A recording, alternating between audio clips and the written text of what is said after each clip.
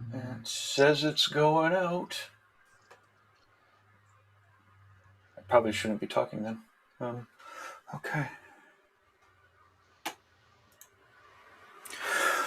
Welcome to Guy H's Reinventing the Tattoo Community. This is a world tattoo update with India. A good friend, Lokesh, is beaming in with special guests, and I will let everybody introduce themselves so I don't embarrass myself with my horrible pronunciation. It's going to be a great show. It's a trying time for everybody, and India's back in lockdown, so they are staying up late, and we're very thankful for their time so that we could take a peek into what's going on. Okay, we're not sure where you're beaming in from. It could be on the Facebook, the YouTubes. You could be listening to the podcast. All of these live streams and all of these events that are happening inside of the Reinventing community can be found, in the Reinventing community. If you go to either of the app stores, the Google Play Store or the Apple App Store, do a search for Reinventing the Tattoo, give it a download. Please give it a good, kind review. We're happy to take constructive critique at management at Reinventing the Tattoo. But right now, the app and the YouTube channel and the podcast, they're all relatively new. So those kind reviews help us tremendously reach new people and make it all fun. So yes, or we could go straight to community.reinventingthetattoo.com. The first link there is the events link. We have all sorts of upcoming awesome events. There's regular drawing groups that happen on Sundays at 1 o'clock Eastern and Mondays at 9 o'clock Eastern. We have the Tattoo Collecting Podcast every Thursday at noon. We have special events like these World Tattoo Updates. Sometimes, so that schedule is where you will find the latest upcoming schedules. And some of these activities you can join in and participate. And then some of them are fun, like these panels or interviews, or sometimes we have webinars. It's great. You could catch all of the replays because right now you're sad that you've missed so many. But if you go to the library in the community or to the podcast channel or to the YouTubes, and you can see the replays, and there's a tremendous amount of awesome content thanks to our sponsors. We'll talk about our sponsors a little bit later. Right now, if you could let us know that this is working for you in the chat rooms, let us know where you're beaming in from. If you have any questions, I will be asking throughout the interviews and at the end. Please, give it a follow and a share. This is the perfect time for that. Okay, goodie bags are getting mailed out, and they have Cheyenne cartridges, they have raw pigments, they have an offer for reinventing, and more stuff is on the way.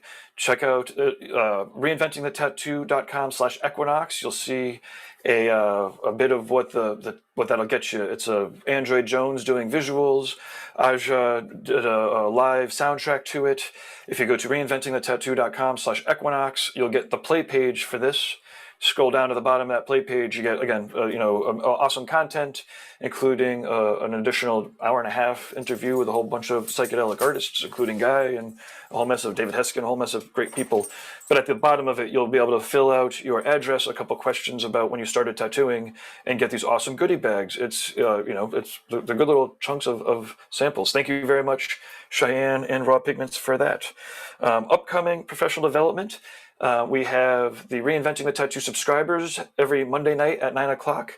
This program goes out thank you to our sponsors. The beating heart of the Reinventing community really is the paid subscribers. They, every Monday at 9 o'clock, exercises with Guy Aitchison, and they build up over the course of time. So I think they're doing textures, they were doing lighting, they were doing atmosphere. They'll do like 4 or 5 weeks in a row building up to final projects. It's pretty awesome. It's like kind of like the art dojo. People, they're just doing they're practicing every week. It's pretty awesome. And I think they're going to add on additional exercises now on Thursdays at 8 o'clock, but we'll have more information about that. Anyways, other professional development, we have Reinventing the Tattoo Business course with live webinars. We've got Andre Malcolm is doing a koi sleeve design seminar that's coming up May 18th. These are all available as replays. You could catch Bob Tyrrell's got an 11-hour webinar replay. BJ Betts has lettering. Check out courses.reinventingthetattoo.com for that. Let's see. I already talked about our weekly events. It seems like this is working. People are excited to hear Samir. People are excited to hear Lokesh. We're excited to hear everybody. Welcome. Thank you very much for chatting about that. Oh, real world events. Holy shit. We actually have some real world events. It seems vaccinations are hitting the States, and it seems like they're going to let people into Europe. Well, we'll see. What we have tentatively planned is October 3rd to the 6th in Jiminy Peak, Massachusetts. It's the Paradise BYOB.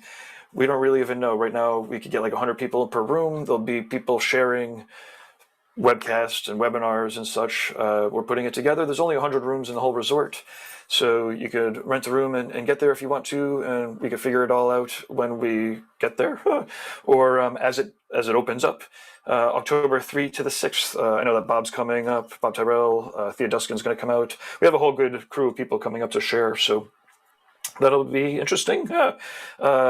November 12th to the 14th. Again, quarantine and vaccine permitted, we will be heading over to the Brussels Tattoo Convention with Nick Baxter, Ivana, and I will be doing seminars. We'll be beaming in with the Reinventing crew, doing some drink and draws or an art jam. We will have a subscriber-only meeting, and then we will have just a general Reinventing community meeting. We've got 3 or 4 days, which will be a lot of fun. And yeah, that's the Brussels Tattoo Convention. I believe the 2 days before, so that would be November 10th and 11th. Don't quote me on that, but they're doing like an industry conference show where they're getting out just like suppliers and vendors and whatnot for 2 days, like a trade show. So we'll see. That's going to be that is on our list to head on over next year, 2022. We have the Rock River Tattoo Art Expo, July 8th to the 10th. Pencil it in. We've got the Paradise Tattoo Gathering is happening the 3rd week of October, which is going to be that lost show that we were not able to do a couple years ago. We are very excited to be able to do in 2022. Okay. Sponsors, we've got Dermalize, known as D-Lize Pro in the United States. Give them a chance. Check out their videos. They are a healing wrap. It's designed to breathe and heal wounds. There's a ton of videos on how to use it, and a lot of the tattooers that swear by it. If you are still using cling wrap that is not breathable, it's definitely worth giving a shot. Again, it's kind of designed to breathe. And I'm one of those people. I get a heat rash with the saran wrap. Everything else about it heals fine except for the heat rash. Anyways, so it's D-Lize Pro in the United States, Dermalize. We've got rawpigments.co. They are acrylic free and they are vegan inks. That means they don't like dry up in the caps and stuff. There's a couple of videos in the community. Check out rawpigments.co. Lauren's been putting together some great videos for them, and yeah, it's we're very thankful. You can get some samples in those goodie bags I was talking about. Inkjetstencils.com, where you can edit your stencils on your iPad or on your computer, print them out on your eco-friendly, eco-refillable friendly Epson printers, and yeah, it's pretty cool. The stencils are pretty high def. Then you could save your hand, save some time, save some money. And if you're not quite sure if it'll work for you, you can send them samples. They'll send you back the stencils as they would print them out, and so you can see whether they're to your liking or not. You could check them out, inkjetstencils.com. Inside of the community, they have a full sponsorship section, so you could check it out. There's a couple different videos. I actually have an oversized printer where you could print out back pieces and stuff. Thank you very much for bearing with me. We always have a lot going on. But after this intro, we're just going to run uninterrupted, so we're pretty excited to get with everybody. Okay. I'm going to bring everybody on here. And thank you very much, Lokesh, for helping put together this panel at a very short notice. And maybe if you want to introduce yourself first, and as so the fellow who put together the panel, maybe if you could, and then introduce them a little bit, they could talk about themselves. And yeah, I'll hop in the background here. So I'll pop in with questions and whatnot. And but this is it's going to be fun to hear everyone's stories here. Yeah. So hi everyone, this is Lokesh Verma, Devil's Tattoos, New Delhi, India, and I've been tattooing since 2003. Mostly do realism, and nowadays only colored realism and only portraits, to be very specific. So yeah, that's what I do. You can check out my work. Maybe Gabe will give a link. Yeah, we'll do a quick introductions first, and then we'll dive in a little bit about everyone's stories, and then it gives me a little bit of time to run their portfolios.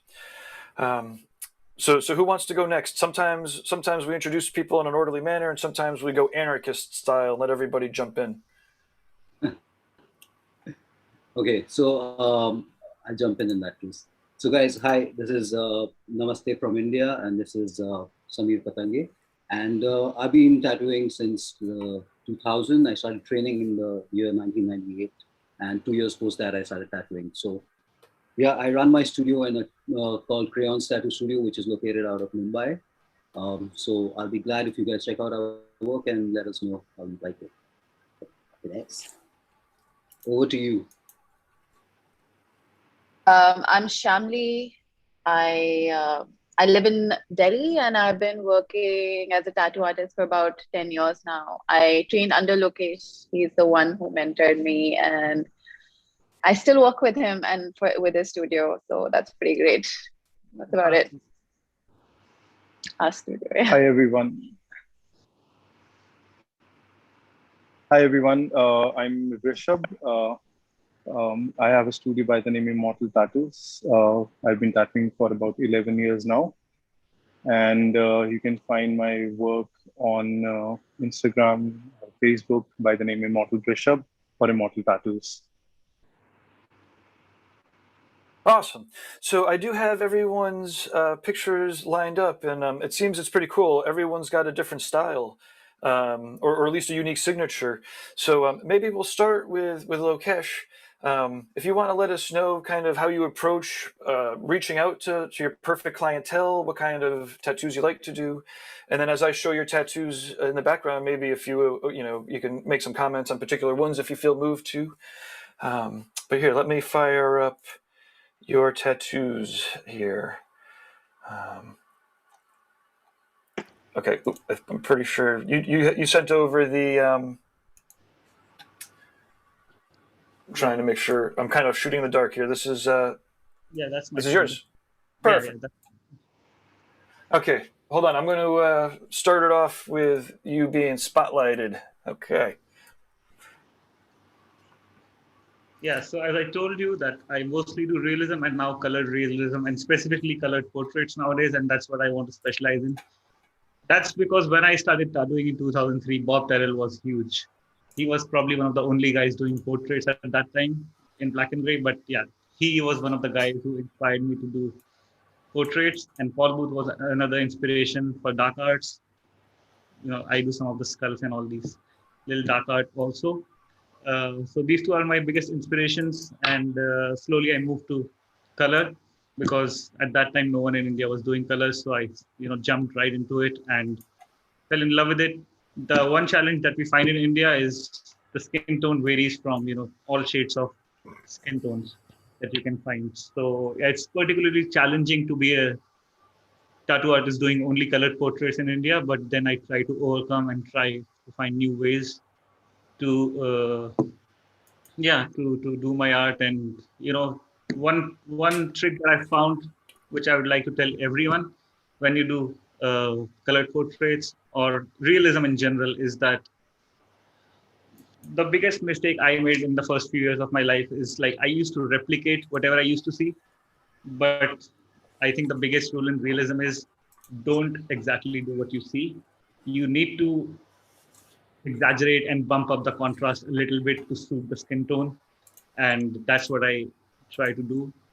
So I don't try to make it exactly as a picture, but I try to make it a little more with a little more contrast, so it stays sharper, darker, with high contrast for longer years.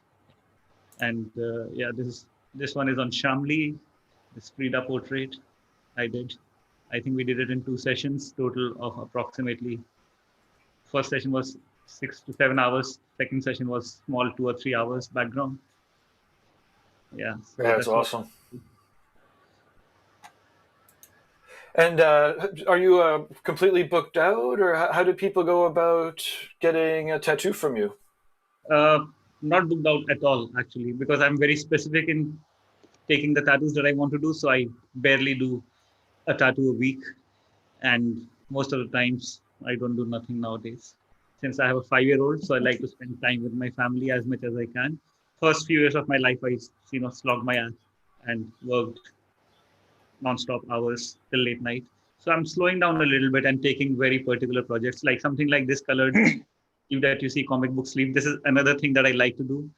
I've done few of those comic book sleeves also, like colored sleeves. So another style that I like to do is something like that. And yeah, if someone wants to reach out to me, they can simply write to me. I'm very easily accessible. The email and everything is on the website. But yeah, the style that I choose to do is something like this that you see on the screen. And yeah, that's the only thing I want to do nowadays. Or if something specific, something very interesting comes up, maybe I take up on that opportunity. But not black and gray, not the traditional sleeves. I'm trying to draw a little bit of Japanese. Rishabh inspired me to draw a little bit in Japanese. He gave me some projects to do. I did one of those. So yeah. Awesome. The okay, let's stay in order. Ooh, Samir, maybe we'll hit you up last for this because hopefully we'll get some of the tattoo photos. But if not, I could hit up your Instagram, and those digital things you sent over were pretty sick. Yeah, yeah. I think my bad. I just had a very short notice, so I didn't really wasn't able to send much work across. But here, let me fire this up because obviously you're looking to do tattoos in this style, or these are all. Let me. I'm gonna fire up your portfolio here real quick. Ooh. So let us know a little bit about how you attract clients and what you're looking to do, and I'll pull these up. Right. So the way I look at things is I've been, like Lokesh said, we've been tattooing for a really long time now, so precisely 20 years plus. And so from the time and era that we come from, you didn't have much of a choice. So you usually had to do what a client would want to get done. And that's why you had to cater to their needs and their wants, exactly. So that's kind of got me into a very versatile mode where I started tattooing and doing everything that came along in my way, and started making my clients happier rather than looking at what really gave me satisfaction with work.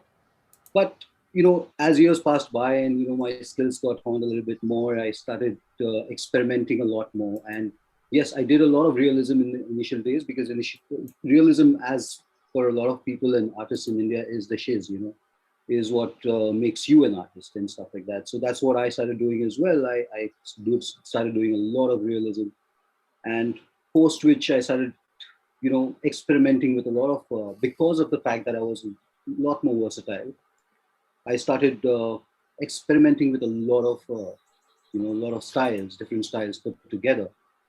And now where I've evolved to is I like to do a lot of realism along with the abstract. So I call it abstract realism is what I love doing. I'm quite inspired by, people and artists like Andy Warhol and, Dave McKean and a lot of digital artists. So, that's where my inspiration comes from. And of course, back in the day when tattooing was not really, there weren't many tattoo artists to look up to. There wasn't much of internet happening. And we had access only and only to magazines, which we, by hook or by crook had probably got from somewhere.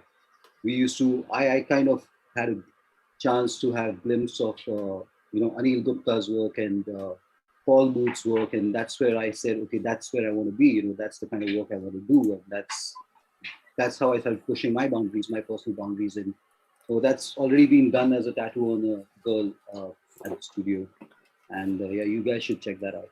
So that's how I evolved as an artist. And yes, given the fact that I'm pretty versatile, I do have a lot of people asking me to do work. And like Lokesh, I thankfully not, have responsibilities of a kid yet. So I try and dedicate a lot of my time to work and a little time with my family at home. So yes, I do get booked out quite often. Shyamli knows about it. She works at my studio when she's in Mumbai, and she'll tell you how busy we get. So yes, that's where I come from, and my style and my inspiration comes from. So I mix and throw in a lot of things together to come up with a composition and try and ask my clients. Now the fact is that my clients don't mind experimenting with me and letting me do what I want. So I've thankfully and gratefully reached that stage where clients are happy with it. So yeah, that's where I am at this point. Awesome. Yeah, that's really cool stuff, no doubt. Okay. Thank you, Gabe. How do you? I've missed everybody's pronunciation. Shyamli. Shyamli, how are you? Okay, Yes, you want to let us know a I'm little good. bit about your experience getting into the tattoo world at Lokesh's shop, and then we'll show your work. Yeah, sure. I graduated as a visual communication designer, so I was doing graphic design. And that was less than a year of me graduating from college and like starting work. I met Lokesh very randomly, and he sort of floated the idea by me that I could possibly, because I liked doing illustration work, could learn how to tattoo. And within, I think, like 6 months of our meeting, I had quit my job and I had joined Lokesh's studio as an apprentice. It wasn't, I don't think it was a very easy transition for me in the beginning, but for me, tattooing has been a process of constantly learning and constantly reinventing myself and constantly just like exploring different styles. I don't think I'm where Lokesh and Samir are right now, where I can confidently say that this is the style I want to work in. I know I have a signature that people come to me for. I know I have a particular style that I work in, but I think it's mostly, I don't think I have a name for it. I know I like to work with like bold lines, and I like having like cross hatching and like illustrative elements in it. But I'm still getting to a place where I think I have like one consistent thing that I still want to work on. Very cool. So, what were some of the surprising challenges making the transition over to tattooer that you were alluding to? I think a lot of it was just to do with overcoming my nerves because mostly I think it was a complete lack of confidence and like the idea of making something permanent in someone's body. And as soon as I overcame that and I began to appreciate that same challenge, it started getting easier. Like I started enjoying. Now I don't enjoy tattoos that don't challenge me in some way. It gets boring after a while to keep doing things that seem easy. So I think my favorite tattoos are usually the ones that sort of push me to a point and from which I feel like I've learned something. Awesome. And are you taking new clients on, or what's your booking process like? Really depends. So I work with Devils, which is location and our setup, a collective of artists, but I also travel around the country and I work. So when I travel, I get booked out. I have like back-to-back bookings, and I also go there for a specific set of days. So at that point in time, I'm extremely busy. When I'm in Delhi, I'm selective about the sort of work I take in, especially now with the pandemic. I think I've like really streamlined my client base. So usually people will like email me, and I like to spend a lot of time on people's designs. So I like to have a certain like, not a relationship with my clients, but I definitely like to get into what they want and like really make it a collaborative process. And then I draw something out for them and do it. Awesome. So I mostly do maybe like 2 or 3 tattoos a week at this point of time. Cool. Okay. Rishabh, you're up. How are you? Good, man. Good. It's fun. Yes. The style of some of your artwork contrasts with your tattoos. I'm really interested to hear what you have to say about your tattoos and your artwork. I think it's pretty much in the time where I'm just moving from the time when I used to love doing realism. I started tattooing in 2009, and I learned tattooing from Lokesh. And this was the time when I saw him working, and realism was really something that I wanted to do. And yeah, so I was doing realism for a while, but from last couple of years, I've been really influenced by uh, tattooing itself in general, and not the modern uh, cool looking stuff, to be honest, but more towards the traditional style of tattooing. So I'm gradually moving towards Japanese style. uh, I'm still trying to figure out my own way, my own look for how I want them to look on bodies gradually.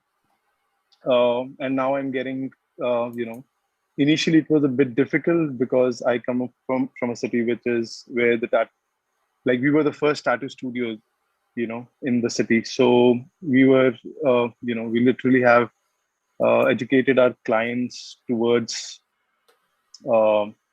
custom tattooing, towards tattooing itself the way it is, how we see it. So yeah, I'm still in that zone where I'm changing my style and I'm trying to figure out. So you can see in my work, it's a mix of realism mixed with Japanese style. So it's gradually from realism going towards semi-realism, and adding with it is the Japanese style of work. And I love doing large scale work, and it's been a while that I've started loving doing colors. I used to be very scared of doing colors, but now I'm getting more comfortable, and I've started enjoying that more. So yeah, this Beautiful work. is what you see. Yeah, this is something that I just finished recently, one of the sleeves. All the pictures that I've sent you, apart from the portrait, is all healed. The portrait and the Buddha was not healed. It was a fresh picture, but this is all healed. Whatever you're seeing on the screen right now, it's completely healed, no filter, nothing. I usually believe in, this kind of work. It's great. And are you still taking on new clients, or what's your booking schedule? How are you booking clients? I'm mostly, so earlier I was tattooing a lot of people on regular basis when I was doing one, single shot pieces, or maybe pieces that would take 2 sessions. But now most of the works that I've been working on are the ones that takes a lot of sessions, like maybe more than 5 to 10 sessions, more than that. So usually now I have very limited clients that I tattoo regularly. They come back, they keep coming back, and we keep working on their bodies, sleeves or bodysuit or back piece. And yeah, so now I'm taking clients with interesting projects, to be honest. Something that interests me more, something, people who would give me more freedom, more artistic freedom. Yeah. Awesome. Okay, so that was an awesome tour. That's really fun to always to catch up with everybody's portfolio and then get introduced to new people's work. Now it is, wait, what's the date exactly? So this here, it's May 11th over here, 2021. It would be remiss to not catch up about how the pandemic's rolling over there. It sounds like it's pretty horrible. One of the reasons I think you have time is because everyone's locked down. Maybe can we address a little bit about just the state of affairs that's happening over there, and how tattooers and how you as tattooers are making do, or what's happening in reality? The situation actually here is pretty bad, to be honest. Like, there are a lot of people affected by COVID. I myself was, I was COVID positive just a couple of weeks back, and there are a lot of cases now. Like in our families. Last year we used to, hear from friends of friends who would have COVID, but now it's in our own home. Like, the number of cases have grown really, really high here, and the health system is completely crashed. Yeah, it sounds horrifying. Yeah. Is it getting any better, or what's the? I mean, obviously over here we're getting the vaccines, but it seems, I don't know. Yeah, the vaccines here are going out. I think we are exporting most of the vaccines rather than vaccinating our own country. Well, that's something that happened initially, but now I think we've learned a lesson, and there are no vaccines to export. Actually, there are no vaccines for us, so there is nothing that can be exported now. So we've ran all out of it all. But yeah, unfortunately, media always tends to portray and show all the negative and the bad shit that happens all across the world. But there are a few good things that happen around behind the scenes as such. So that's kind of something that we would also like to talk about. So there are a lot of people who have come forward and have started voluntarily, taking part and participating in organizations and helping out people. So people who usually would be really busy with things in their lives would have now started reaching out and helping each other and running NGOs and things like those have volunteered to do things like this. So yeah, it is a shithole out here, but then yeah, it's not so bad, if you look at it optimistically. What do you think, Shyamli? Do you agree with something? I think it's fallen on us, like the burden has fallen on the people to provide for the people. There are, of course, like these stories are really heartwarming. I personally know people who are going out and like volunteering and delivering oxygen cylinders to people who are delivering food. But the system itself isn't in place and it is actively crumbling and things are bad. And it's also, if I speak as a tattoo artist, I think I've definitely had days of wondering when we can get back to working, because this is our way of sustaining ourselves. And I know it's a very like selfish thought to have, but that is a thought that is there. At the back of everybody's minds. Yeah, I can speak for like us at least, because we are in touch, the studio people are in touch with each other, and we are really like, we miss each other, we miss working. And yeah, it's just gonna be a wait. And like, yeah, it's nice. I would also want to speak about things positively, but the scales are definitely not tipping towards positivity at this point of time, I think.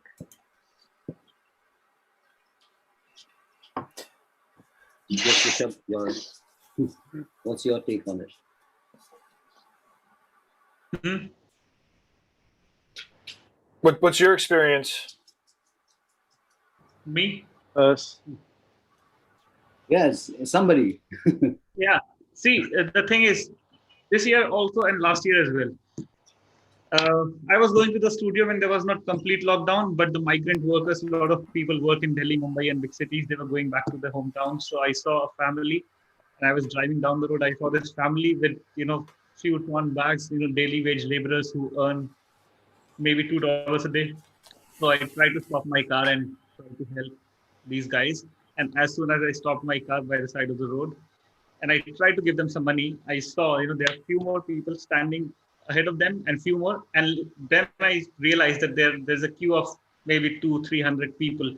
So even if I wanted to help them and give them some money, I literally cannot give 200-300-400 people. I was talking to my wife today itself that even if we try to help people by donating money or whatever, we will have to sell our house, and still we won't be able to make 0.0001% of the difference, because this has to come from the system and the government itself. Individually, people can only do so much, but there has to be some systems in place. Government should make vaccines free. They should have made it free to all citizens by now, or cap the prices in private hospitals. But there is so much of black marketing going on, all these things, and then vaccines are not free in some states.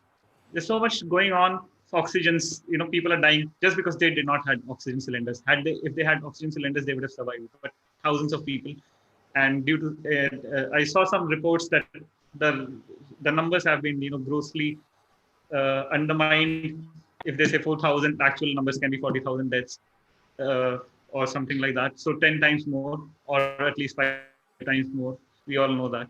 So it's the system who can do something. Is the government who has to take some steps to feed people at the time, the migrants, laborers who earn less than $1 or $2 a day. It's on the government to make some shelters for them, provide food for them. But then there are individual organizations like Khalsa Aid and these Sikh people, with the turbans on their head, who are doing so much for the community, more than what the government can do. So yeah. I will just blame the government on this. Yeah, true. Whew, it's crazy. It's over here in the States. Obviously, things are pretty divided, and their tensions are pretty high. It's out of control to think that somehow we figured out how to roll. I mean, I suppose it's just about commerce and about money. Is that how we ended up with all the vaccines? Or I mean, I guess the only good news might be at least it's shifting over here, and it seems to be like a 2 to 3 month shift when people can start getting the vaccines. To when it starts to really loosen up a little bit. We still have a long way to go, but I mean, I guess so. How are tattooers just in general able to cope? Is there any like where do you? I mean, how do we talk? How do we shift back to like how different mediums affect tattooing and the difference between oil painting and tattooing? When at this point right now it seems like it's just a rough ride for the next couple months without help from the government. Or with a real shift? I think it is. Right now, it's a mental game, and we just have to sit tight. We are the fortunate ones. Like, we are the privileged. We have enough to be able to sit at home and like wait this out. So I think it just comes down to sort of like counting your blessings, sort of doing what you can. I know I'm trying my best to keep busy. I'm trying to learn how to oil paint. And surprisingly, people are still reaching out to get their future tattoos designed. So that's nice. It's nice that people are optimistic and like they're preparing. And everyone's sort of in this like mode. I remember when the initial lockdown had just initiated, the first one. I think people were in this like YOLO sort of mode where suddenly the world was changing so crazily. They were like, as soon as this opens up, we need to get our first tattoos. So there is this level of like hope and optimism that is thriving, which is that as soon as shit opens up, people are already planning their next tattoo. So that is nice. It's sweet, I think. And they're also intentionally wanting to support the local artist community, because I think everybody knows that there's a certain section of people who are hurting. Yeah, so with my experience, like I come from west of India, that's the west coast of the Indian side. So during the first lockdown, adding to Shyamli's experience, I would like to say that all throughout the first lockdown, we were all expecting and hoping, when is this going to come to an end? When is this going to come to an end? When will we go back to a normal day routine or go back to our jobs and things like those? And at the same time, at the back of your mind, you had this thought that even if we do go back, will we be able to tattoo the way we used to? Will people come to us? Will there be clientele, first of all, to work on? And because everybody's got this whole panic mode going, and everyone's got this whole phobia right now in their minds. That is exactly what was going on during the first lockdown as well, during the first surge. And suddenly, as the unlock starts happening, and we start resuming our schedules on a very snail-paced manner, we suddenly see the surge of clientele coming in, and it seemed like everybody was just waiting for the doors to, the gates to open and just rush through it and get into their, greet their artists. So it was like that. And that's something that I heard from Lokesh during our conversation during the first lockdown. And I didn't believe him, because our city went out of much later after Delhi. And, I didn't believe him. And I said that, how is that possible? How is it, how is that people would just come more than what it used to be? And when it actually happened to us, I actually happened to believe what he said. And people were more than excited and, come and greet us and meet up with everybody. And that was a good sign. So hopefully this time as well, like I said, always be optimistic about what's in store. And that's what I feel that one should be doing at this point in time. And we are fortunate ones. So we can sit back and, enjoy the time, learn new things, and use it productively is what I feel. Yeah. I've seen it time and time again, at least over here, pretty much around the world. Like, tattooing takes care of the people that care for it, and none of the clients went away. They only kept growing really at the same rate that they would have before. There's maybe a little less. And then there's a lot of people that are unfortunate. And again, at least over here, even if we lose a third to half of the clientele, still a lot of people that want to get tattooed that haven't gone anywhere. And to the point, you can see who takes the extra time to fine tune their skills, to examine their life and get rid of anything that's extraneous, and then who falls apart. It's really kind of weird to see, unfortunately. But obviously the conventions are not happening now, or are there any, what's happening? Like everything's just kind of closed for the foreseeable future, or is there any word on conventions for 6 months, a year from now, or? No, I think Doesn't me and seem- Steve used to organize one of the biggest conventions of India, Heartwork, and we did not do it last year, and this year also I don't think, because the situation is becoming worse nowadays, and the peak is gonna come by the end of this month. Although the rates, the daily counts is going down, but still, I think a lot of people won't have the money to travel, and also this fear of because they have not worked since the last 6 months. A lot of people internationally and in our country, and then there's the fear of huge crowds, travel passport that they're talking about. I don't know, but I don't think it's possible for us to do it this year. What do you think, Samir? Samir was planning another convention in his city, Mumbai, which is Bollywood, easier to remember. But Yeah. No, I don't see it happening. I don't see it happening either. It's something that, I probably had predicted even the last, when Gabe and we had with World Tattoo Events, we had our conference and we spoke about tattoo conventions and the future. And I'd mentioned that I don't see it happening this year, but I was pretty optimistic about 2021. And here we are. I don't see it happening this year either. So I don't really, see us going anywhere. Neither do I see us traveling anywhere, because honestly speaking, even though Lokesh, myself, Rishabh, we are privileged enough, we can afford to travel even after not working for 6 months. But still, I don't think, with the restrictions and the vaccination drive and having the vaccination certificates, etc., I don't think it's possible for us to travel next year either. India is anyway banned from the list of most. Yeah. So Travel travel ban. opens up.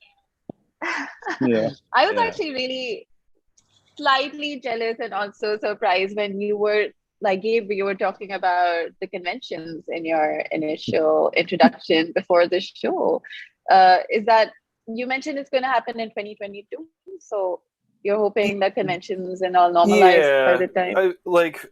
They are running conventions now in the States. Oh. Everyone's masked up inside. We do tentatively, or I do tentatively have a show plan, very small show plan for October, October Right. 3 to the 6th. I'm not we have the resort rented, we can't currently put more than 100 people in the rooms. There's a couple different rooms. But we're calling it a BYOB, like bring your own booze. Like everyone, it's like a picnic. If you want to show up and have a good time, we have the place. But we're not really encouraging anybody to show up. You can tune in online. But the real shows, we do have 2022 planned for large, for real sized shows, for the real stuff. Yeah.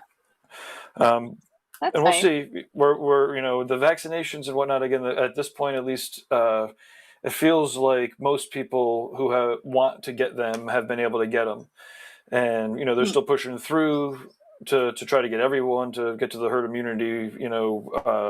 But we'll see. It's crazy. It's cautiously optimistic. Not even optimistic. Yeah. We're basically we want to make plans to do what's possible, and again, at least at this point, there's enough people that we know that are vaccinated that by October, variant, pending, we could do something. We're not expecting our international people to be able to make it in, and a lot of our shows are, specifically international, so in nature. So don't be that jealous yet. But on the other hand, it's at least. Again, it's somewhat under control here for sure, even the US was struggling there for a while. So, and I do know that a lot of... Sorry, I Right. said surprisingly abundance of vaccines and people don't want to get it, which is the other way. Oh yeah. 600 million of excess vaccine Yeah, is what the first world US problem. has. Some bad. It is unfucking believable how people will like claim to be for science and into science, but like not really even understand science. I'm wicked into like that CRISPR shit, you know, like getting into the genetic coding, you know, and really Oh, genome. understanding all the stuff that goes on into these vaccines. Genome Is, sequencing. Yeah. yeah. What do you know? What do you know about it? Who wants to start talking about what they've heard? All I've Well, heard is that nothing. there babies with two heads in China and all sorts of Yes. whatever. I only heard like But one or two episodes of Radio Lab about CRISPR and them talking about. I think there was like something like you said, look, something happened in China where there was China is the one, the and they are trying to. They have already passed the animal, the thing that they do with animals, and they're on phase 2 now, where they're trying to, I think, do an experiment with a chimpanzee and a human embryo, something like that. Yeah. Also, Really? Yeah. Right now. Yeah, it's going to be the first of its kind ape and human cross. Wow. And today there were reports of. Do we need more? There was a very good meme on the internet about Cat 1D. Sorry, Cat 1D, if you're watching, no offense. But it's like, I love, someone had written that I love how Cat 1D is all vintage and bringing up all the old styles of, clothing and dressing and, even the stroller of her baby and the diseases which have been long eradicated because she's an anti-vaxxer. So she's bringing I thought you were going to say she was. I thought you were going to say she was the first cross between man and ape. Oh no. Okay, we have some questions and comments from the chat room here. Let's see. So it's from Saints and Sinners Tattoos. What changes in our tattoo industry are we going to see after the pandemic? I think people and artists are just going to be a lot more cautious with their surroundings and masking up and things like those. I think it's just going to be a little more careful, and I think people are not going to start. I think in the long run there will be no major changes because Yeah. when the everything opened up 6 months ago, work came back to as normal as it was, or maybe better. December was one of our best months, and I think people slowly will forget about this pandemic if everyone gets vaccinated and the cases are really low, and people really want to go about their daily lives and they don't want to get scared too much. And we could see people like markets being full and studios slots being full. So I think in the long run, in a year or so, again, it will be back to normal. This is not going to last forever, definitely. But people who can survive, are fortunate. As Shyamli said, they're fortunate enough and blessed to have a roof over their head, not work, and still be able to eat. So it's just a game of survival, I think. Rishabh, what do you think about this?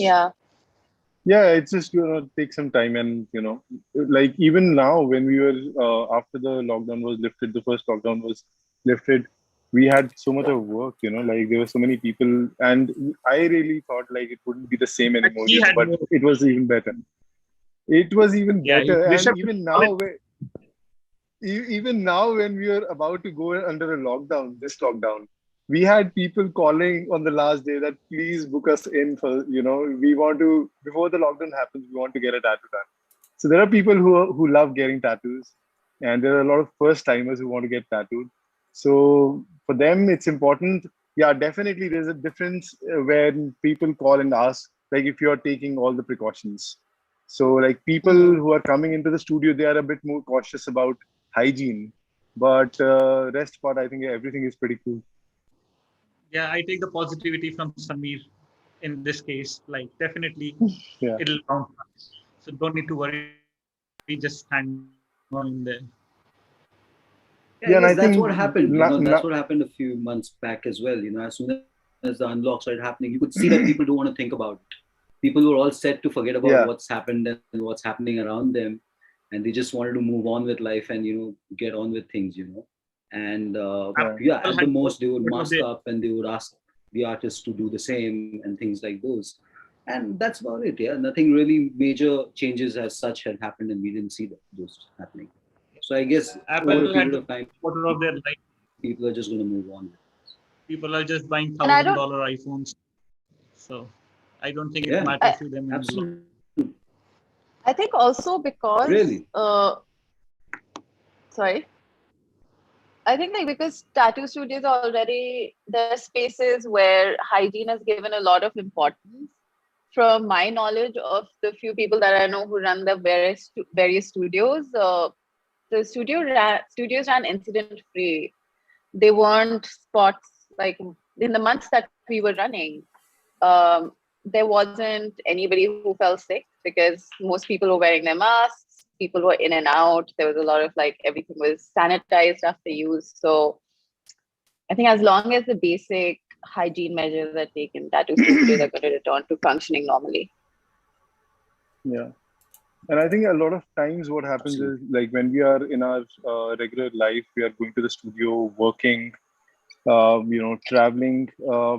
A lot of times we miss, a lot of things like spending time with the family or working on our art skills, and I think this is a great time to work on your art skills, and, you get a chance to spend time with your family. So I think it's a great opportunity if you see, like there's a lot of change that you can bring in yourself. Absolutely. Like I remember the last lockdown when you were like 4 months into it. I had no other option. There were lots of things that had to be fixed at home, and a lot of. So I did a lot of carpentry. I learned a lot of carpentry thanks to YouTube, and other things as well. Along with that, I did a lot of cooking because I love doing that as well sometimes.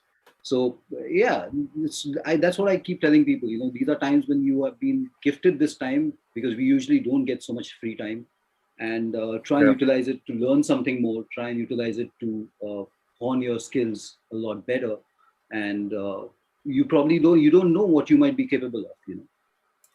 Yeah.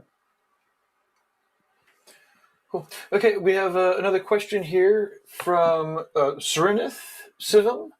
Hi everyone, quick question.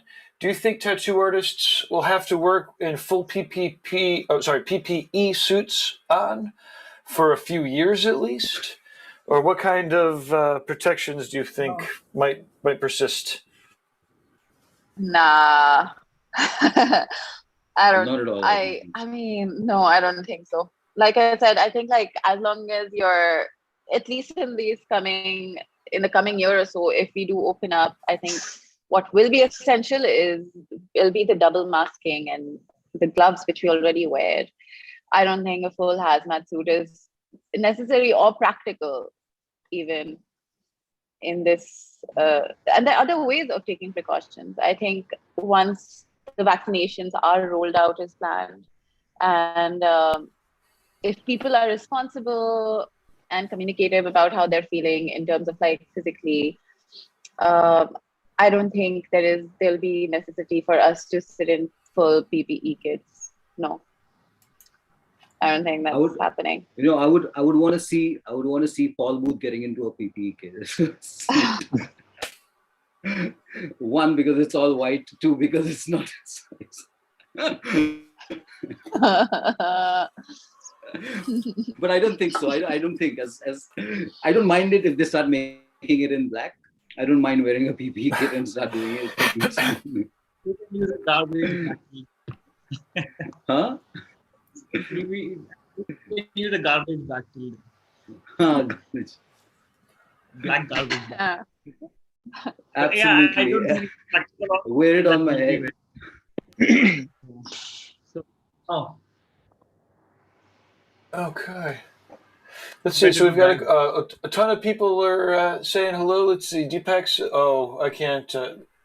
Some of the things are not in a language I understand here. The YouTube is going pretty good. Excited to listen to Samir. Oh, okay. We got a question here for Samir.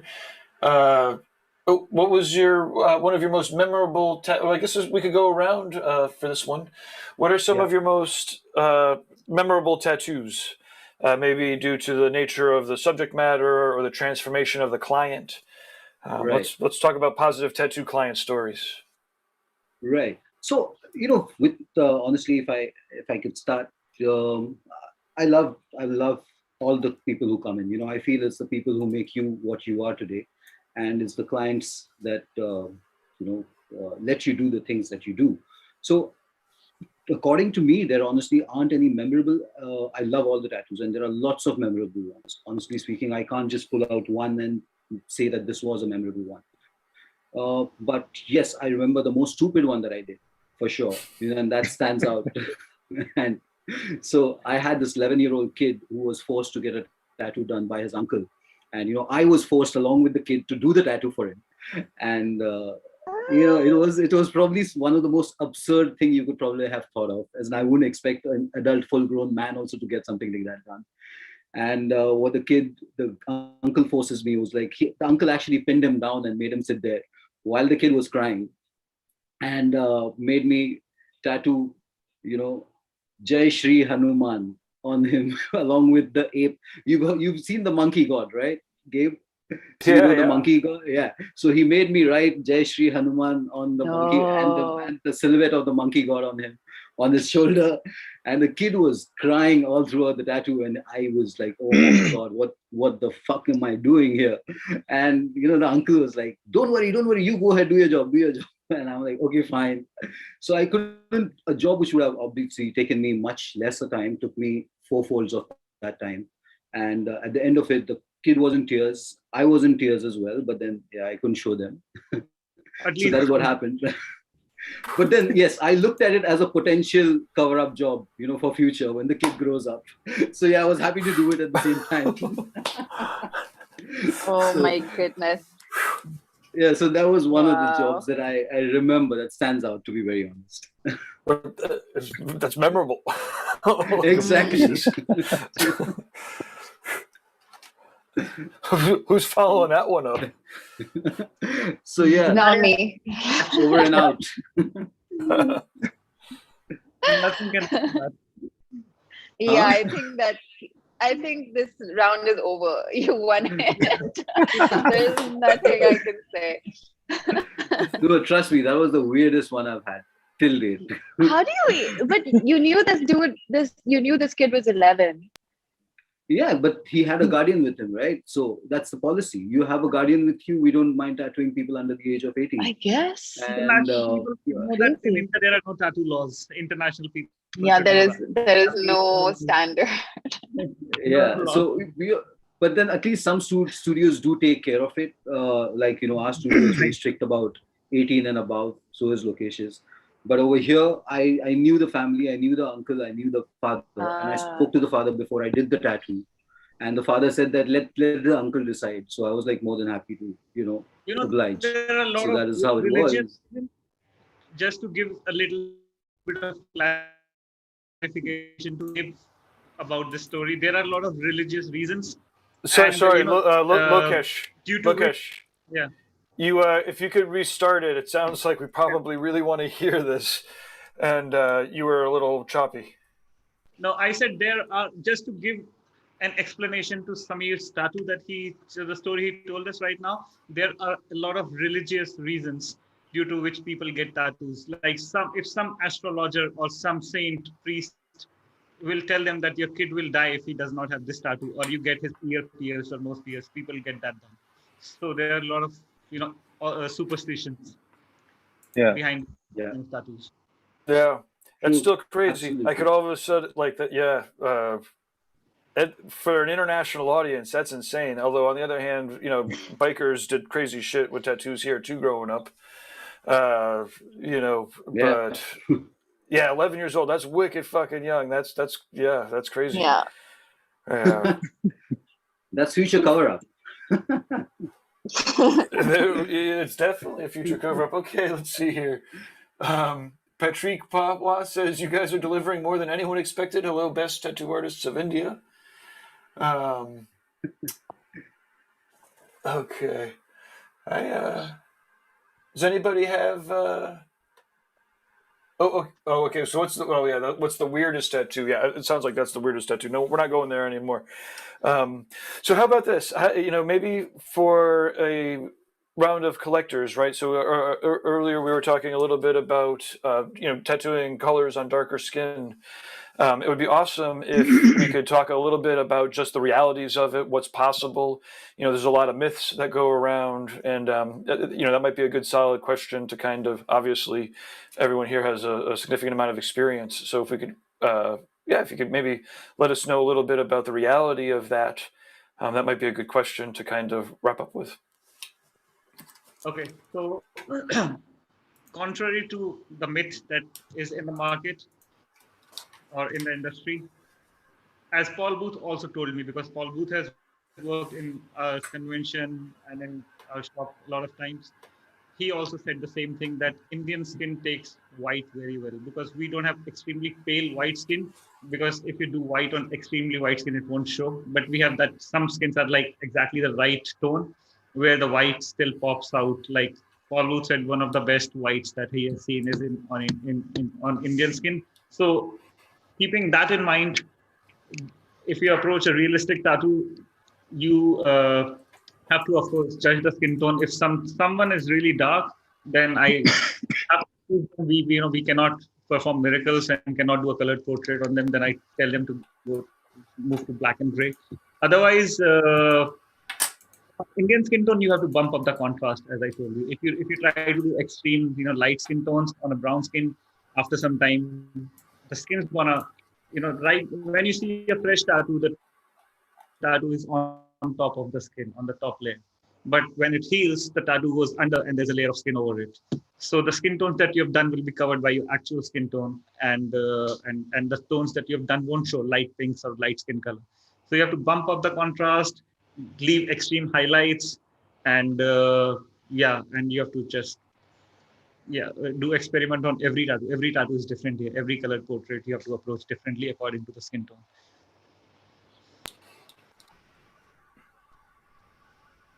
Yeah, I think, and especially in the north, we get to be honest, like a lot of fair skinned people who we can work colors on. I think it must be very difficult for people in the south of India, where you have more British and darker skin tones, to have colors on. And but there are some artists who are doing really well. Like for example, Sameer, he does really good colors on even darker skin. So it's pretty cool to see that. It's very interesting, actually. Thank you, Rishabh. So, adding to what Rishabh said and what Lokesh said, it's true. There are a lot of myths about, Indian skin not being the best for colors. And I would like to defy that and say that, no, that's not the case. It's about, getting used to and knowing the know-hows of how to use colors. If you know that, and like Lokesh rightly said, white is probably shown the best on our skin if you apply it, if the implementation is right, and if you go the right way to do it. So yes, it's not the easiest to do colors on Indian skin, also because of the climatic conditions, the kind of skin it is. It's a little more rigid compared to, skin and things like those. But you need to push it in, and you need to, bump up the contrast, like Lokesh said, and, use colors rightly. There are a few colors which, of course, don't support our kind of skin, but then most of the colors do. And I think the most fun is doing color tattoos, and I personally support color tattooing a lot. And I do tell artists that, you need to move on and graduate from black and gray into color at some point. And that's where the real fun lies. And one more thing I would like to add is, if you look at Sameer's work, it's the perfect example of, if he has a darker skin and if you see he has to do realism, he will do some abstract elements around it, not to make the tattoo look extremely realistic. It's still realistic, but he will add some elements to it, like, extra lighting to make it a little more illustrative. So it's still realistic. It's still that person, but he adds some other tones or contrast or graphics around it. So that's a very good trick I like about his work too. The portrait is still there of that person, but even if it's a dark skin, you can use blues and other tones. Thank you. Purple. And also I think like in India we haven't really reached out our full potential yet. Like we are still one of the first generations of tattoo artists here in our country, and I think there is a lot of scope to learn, and there are a lot of people with no tattoos. There are a lot of people who would eventually get tattoos, right?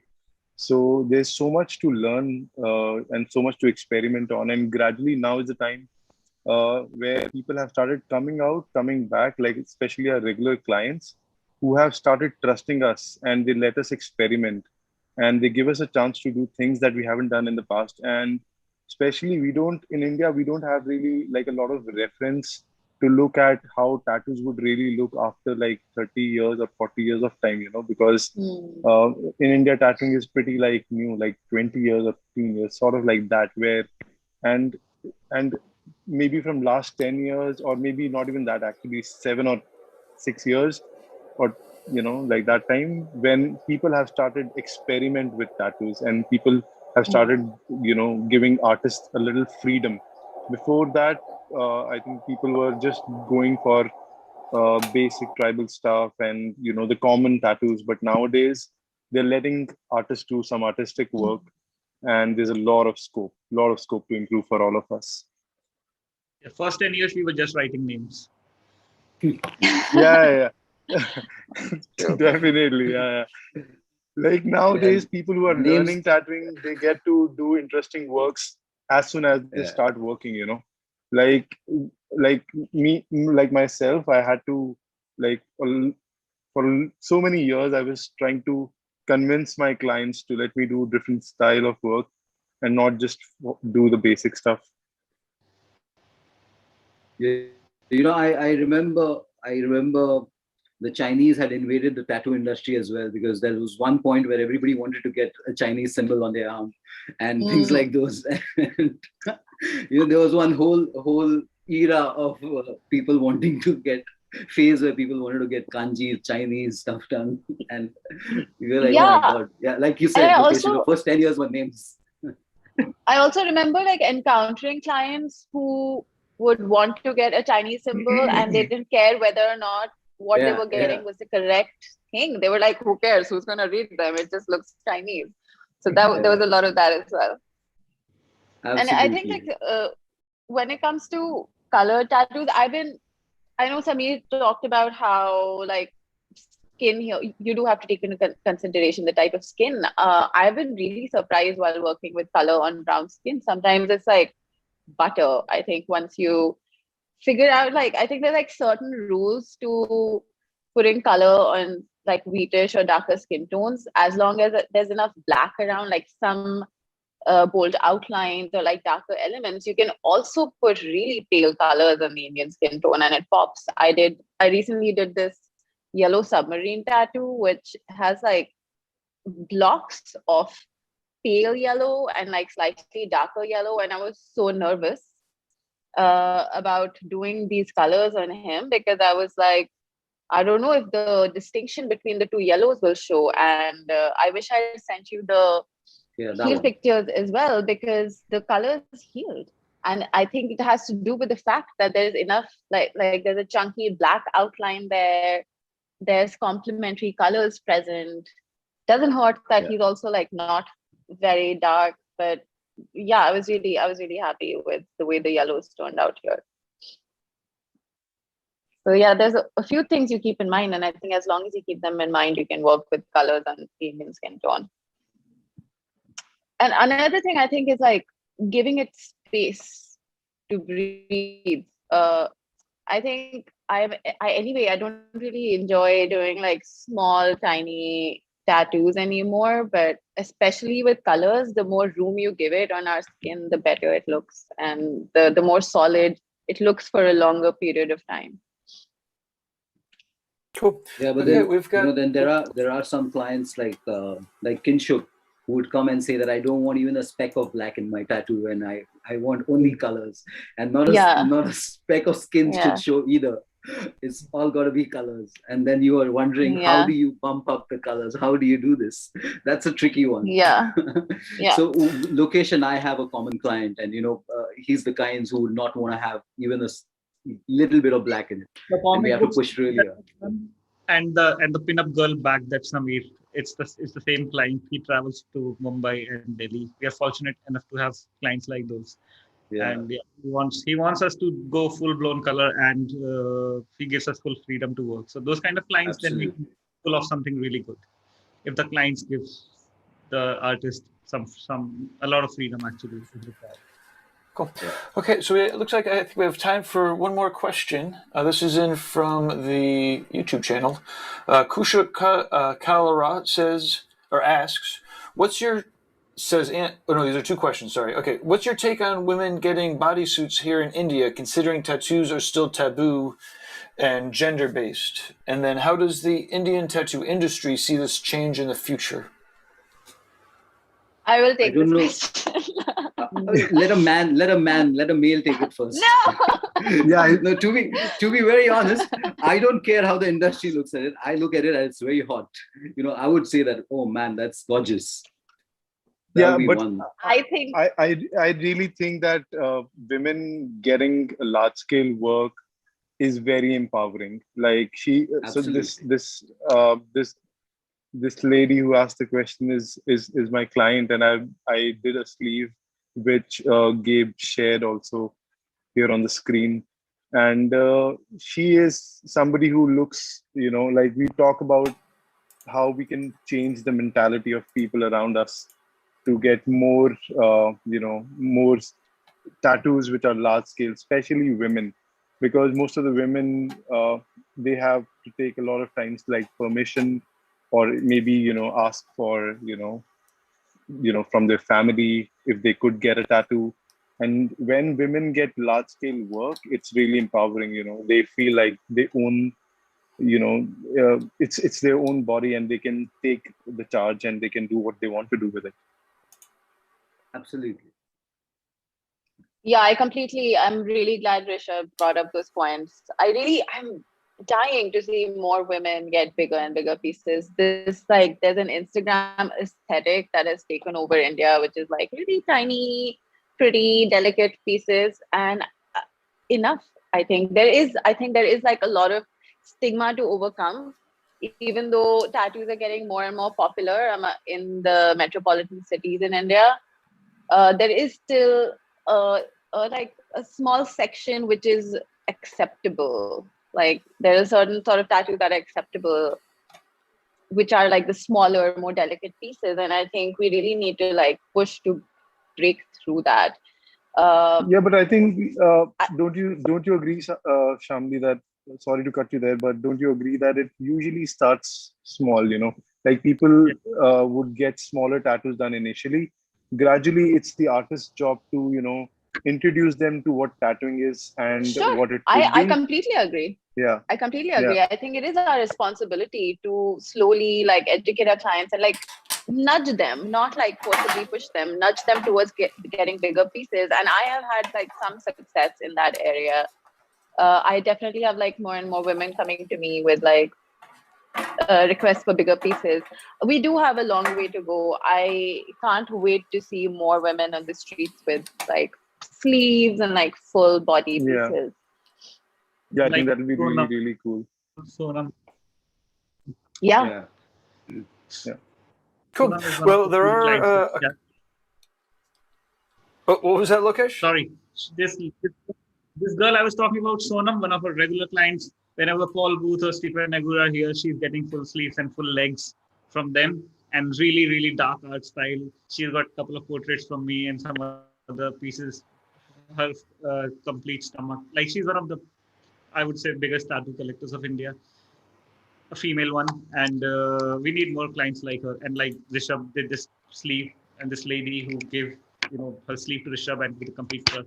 So definitely we need to see more clients like this, more females, because in India what happens right now is everyone needs a tattoo, but just this big is enough, and so that they can say that they have a tattoo. And we need to get over this mentality and really get into the art side of tattoos, not just have tattoos for Yeah. the sake. Yeah. Yeah. Thanks to Bang Bang Completely agree. YC. Cool. Well, I'm sorry that we don't have time to get to all the questions in the chat rooms, but maybe we could go around and everyone can give us some closing thoughts. Let people know how they can get in touch with you if they have any questions that weren't answered directly, and then thank you everybody. This was great. But we are going to close out anarchist style again, so everyone just has to hop into. Shyamli. Yeah, let's let the ladies talk. Ladies first. Thank you, Sameer, for giving me this one. Gabe, thanks so much for having us here. This is really an honor. And for anybody who has any more questions or wants to see more of my work, I'm on Instagram and my handle is @Shyamli. That's SHYAMLI. And hope to speak to everybody soon and best of luck. Rishabh. Thank you so much, everyone. I had a great time. And I hope we could do more of this stuff in the future, with tattooing and more, sketching or painting involved in it. Yeah, it would definitely. Oh wait, do you let people know how to get in touch with you? I'm there on Instagram by the name immortal.rishabh. And I'm available on that, or immortal_tattoos. That's our studio page. Perfect. Shyamli. Yeah. So, hi guys. My last message to all artists who are watching and everybody around the world would be, being optimistic as I am always. I would just say that don't let yourselves down. Keep the hope and alive, and stay happy, stay safe at the same time.